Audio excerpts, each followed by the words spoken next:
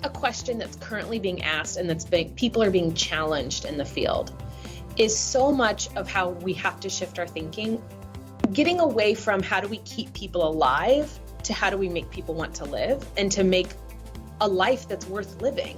It's not about saying we need to get you to stop having these thoughts ever. It's why in the world are people feeling this way?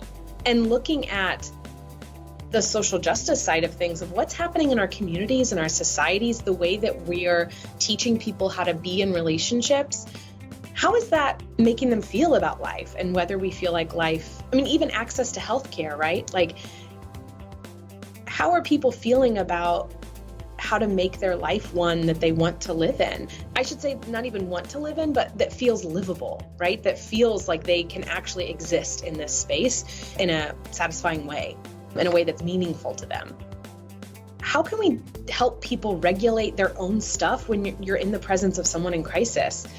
It can be scary, it can be terrifying, and it can be, that fight, flight, or freeze moment can come up where people just freeze because they're not sure what to do. And I think we're so focused sometimes on how do we keep people safe? How do we create like a lockdown bubble around them?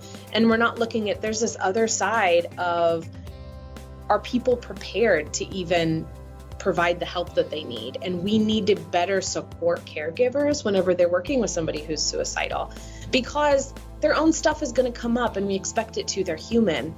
But when is a good time to express that stuff? If someone's in a suicidal crisis, they also can't provide support to the loved one that's supposed to be supporting them.